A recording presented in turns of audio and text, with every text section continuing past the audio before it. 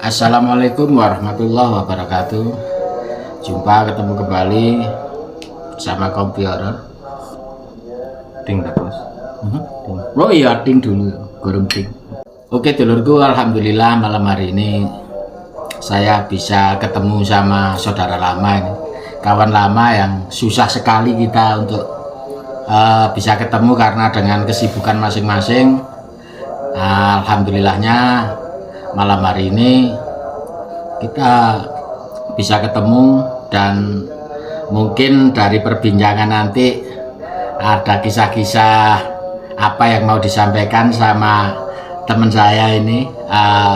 Untuk lebih jelasnya monggo Mas diperkenalkan sama dulur-dulur. Assalamualaikum warahmatullahi wabarakatuh. Waalaikumsalam. Terima kasih saudara. Susah ini Ya mungkin di antara teman-teman para subscriber sudah ada yang mengenal saya, tapi kemungkinan juga tidak mengenal sama sekali karena saya memang bukan orang terkenal ya. Juga bukan orang tercemar. Nama saya cukup familiar saudara, biasanya dipanggil Budi ya. Nanti suatu saat misalnya ada para subscriber atau teman-teman yang ketemu bisa nyapa saya dengan sebutan Budi. Ya itulah perkenalan singkat dari awal pembicaraan kita malam hari ini. Kebetulan kalau terkenalnya kalau di tempat saya Mas Budineo. Jadi panggilan akrabnya karena terlalu banyak nama Budi, akhirnya belakangnya dikasih Neo, jadi Budi Neo. Baik, dulurku, kita akan coba mumpung ketemu, bisa ketemu ini. Alhamdulillah Budi memang terlalu sibuk karena ya harus keliling safari Ramadan Mas Budi sekarang ya. Iya. Jadi ngimamin sholat raweh pindah-pindah karena ya alhamdulillah kita walaupun wajah seperti ini, keadaan seperti ini, tapi insya Allah kita agama itu nggak sampai kelendran lah, cara Jawane tetap lah kita bisa membagi waktu. Kira-kira ada cerita apa Mas Budi, walaupun mungkin dari pengalaman Anda, dari pengalaman saudara atau teman, bisa kita sampaikan sama dulur-dulurku yang sudah menanti cerita horor malam hari ini. Oke, terima kasih Mas waktunya. Sebenarnya cerita ini tidak saya alami sendiri. Ini dialami oleh tetangga yang kebetulan waktu itu kita jagongan bareng. Kemudian kok ada yang nyeletuk membuka cerita itu cerita horor. Kalau dalam bahasa sehari-hari cerita dideni medi. Jadi masing-masing dari orang yang nongkrong di situ menceritakan kisahnya masing-masing. Waktu jagong bareng-bareng. Iya, betul. Nah, ini cerita ini adalah cerita yang paling mengena ya. Jadi sampai hari ini, padahal waktu itu kira-kira ya sudah berapa tahun ya? Mungkin lebih dari 10 tahun yang lalu. Ini paling berkesan ya. Iya. Jadi memang kita kalau sudah ngumpul-ngumpul, ada yang cerita tentang dideni medi, itu kan bermunculan ya. Jadi pengalaman masing-masing, mungkin ada yang di deni medi di sini, di sana, kisahnya seperti ini, seperti itu. Jadi satu cerita satu juga nyambung punya terus. pengalaman nyambung lain. nyambung terus. Nah, tapi untuk saya pribadi memang nggak pernah ya jaluk aja sampai.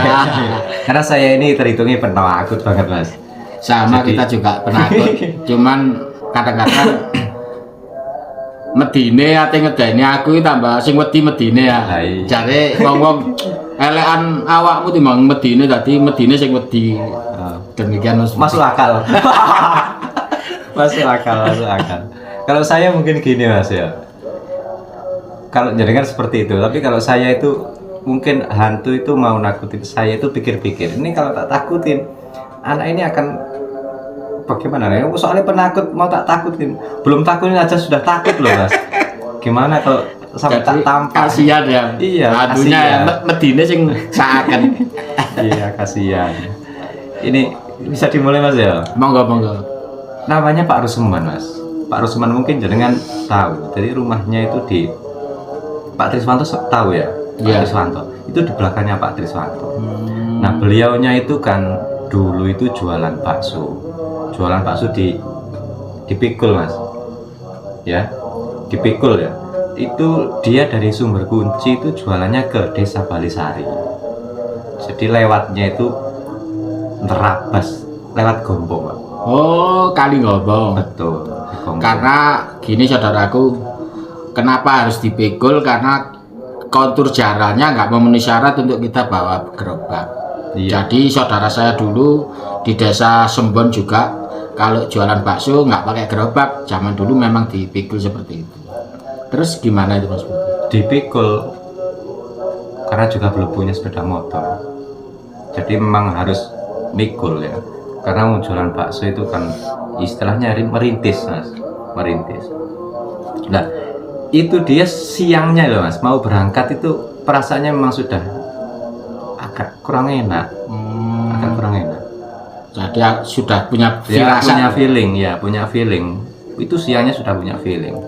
Tapi dia kan karena sudah masak, dagangan sudah siap, juga karena tuntutan ekonomi dia pun harus berangkat. Mau nggak mau berangkat. Nggak mau berangkat, mikul. Terus ketika malamnya mau pulang, itu pikirannya tambah gak enak Mas.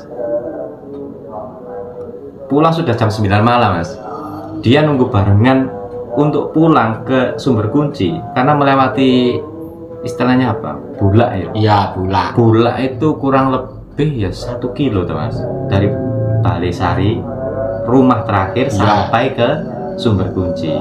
Itu kan nggak ada rumah sama sekali Ya, Mas. kira-kira lebih kalau 1 kilo. Iya, lebih ya. Ada 1,5 kilo lah. Iya, kurang lebihnya segitu. Nah, terus tempatnya seperti itu, kebon-kebon, terus banyak barongan pring, kalau wong Jawa ngarani barongan pring. Tumbuhan bambu banyak sekali situ Mas Budi. Betul. Kayak jalannya makadam. Iya, jalannya Sulit sekali. makadam belum diaspal waktu itu. Iya. Kemudian dia jam 9. Posisi dagangan memang sudah habis Mas. Sudah habis. Jadi dia nunggu barengan pulang itu diperkirakan hampir 1 jam Mas. Jadi nggak ada lewat. Sampai 1 jam itu nggak ada Sampai hampir yang 1 lewat. jam itu nggak ada yang lewat. Dengan niatan dia kalau ada barengannya kan Enak, pulang bisa ada yang ngobrol. diajak ngomong sehingga mengurangi rasa takut. Itu pikiran sudah nggak enak Mas. Pikiran sudah nggak enak. Jadi dia berhenti di rumah terakhir di Balisari. Kalau sekarang itu almarhum Pak Dulkahar, Oh iya. rumah paling akhir.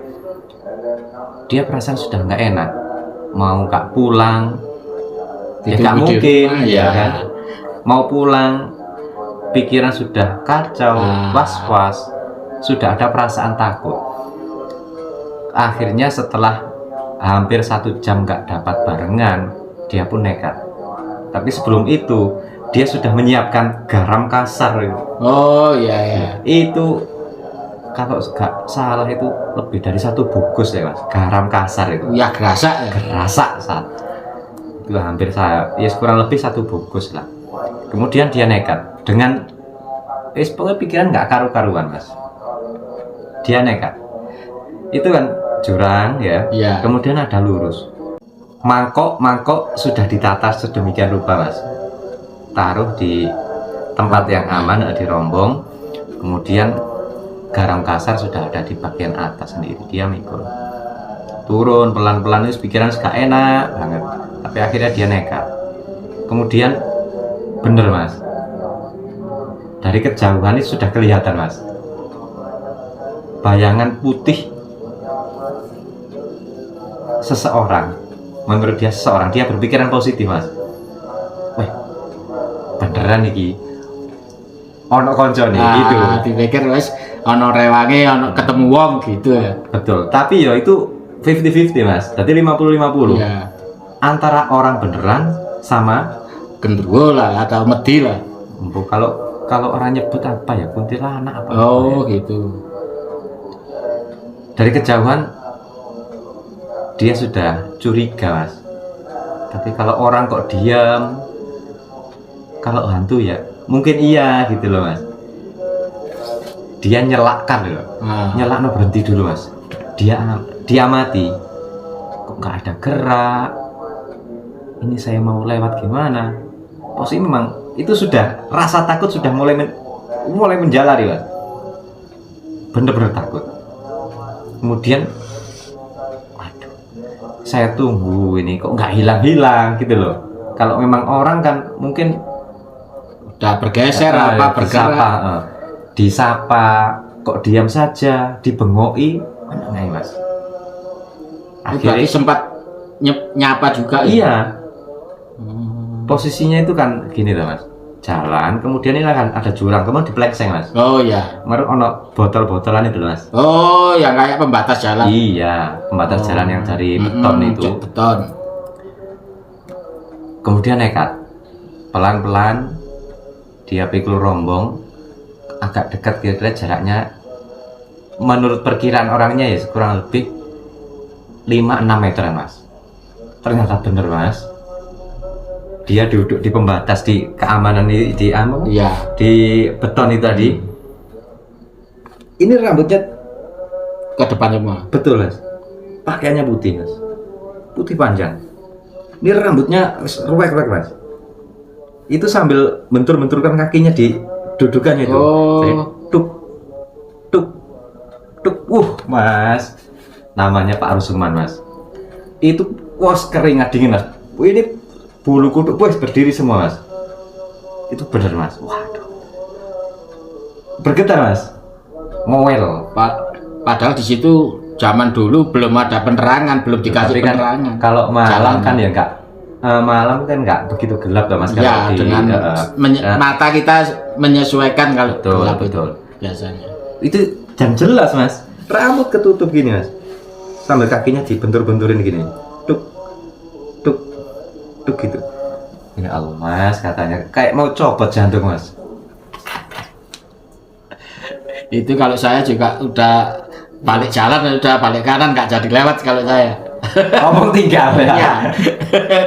Waduh mas, itu dia gak pernah mas merasa takut yang seperti itu mas.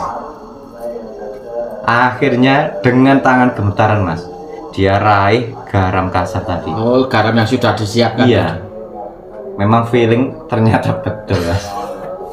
Makanya sejak siang itu sudah kerasa mas, garam kasar kerawuk wantem no mas, biwor gitu. Kalau rambutnya mas, garam itu. Oh iya. Sampai wakil biwor gitu. Gak hilang-hilang mas. Aduh, biwor, wus gitu. Wah, bersama dengan hilangnya itu si kunti atau apa itu, rumput bambu barongan itu kayak diterpa angin kenceng mas, wus gitu mas. Jadi barongan sampai nemu gini mas. Itu Sampai mentiung gini kena iya, angin betul, sambil hilangnya si hantu itu. Kemudian mas, setelah dia hilang, ini rombong langsung dipikul berlari mas. Krobiak gitu. Saking takutnya. Betul mas. Jadi sekitar itu habis jembatan Gombong, Iya. dia berhenti hampir semaput mas, hampir pingsan mas. Nafas sudah hampir putus mas. Rombong didirikan sudah peok mas. Kakinya patah loh rombongnya. Iya orang dengan lari sekencang-kencangnya ketabrak-tabrak apa gak ngurus dia. Iya. Saking takutnya. Mangkok pecah 3 mas katanya mas. Ya Allah. Selama-lamanya jualan bakso ya ini lah jadi hantu yang paling serem ya.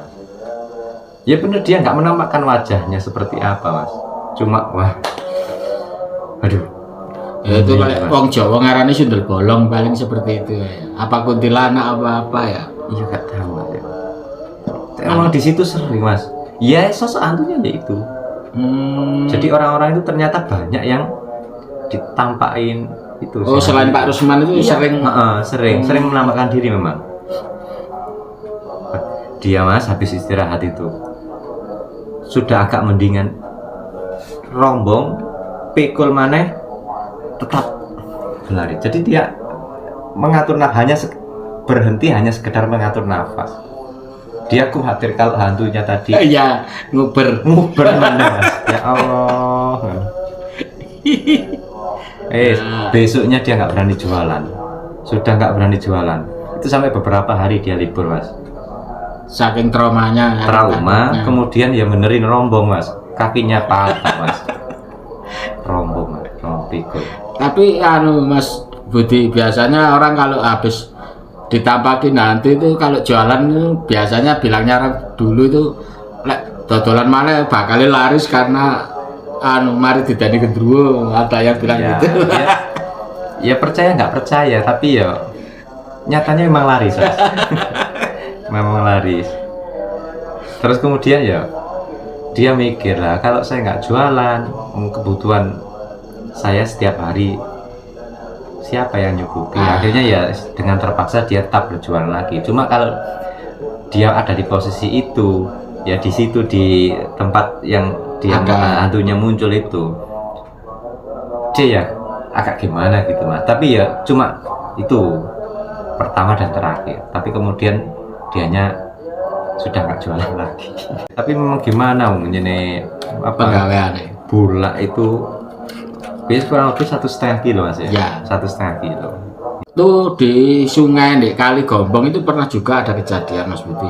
Teman saya itu waktu habis ngecor dari daerah Balisari, mobil segitu gedenya itu harusnya kan bisa dia turun lewat Ngajum. Iya. Karena mungkin dia mikirnya lebih cepat, potong kompas lebih cepat, dia lewat situ. Kan jalannya rusak, bener-bener rusak. Lah pas lewat situ kan waktu keadaan hujan itu. Akhirnya kejebak lumpur di Sungai Gombong itu, mobilnya mau sudah miring, mau jatuh ke sungai. Terus saya membantu evakuasi di situ sampai jam 2:30 malam. Itu ya bilangnya teman saya yang bawa truknya tadi, terus mau yang di tikungan itu kan ada rumput bambu itu.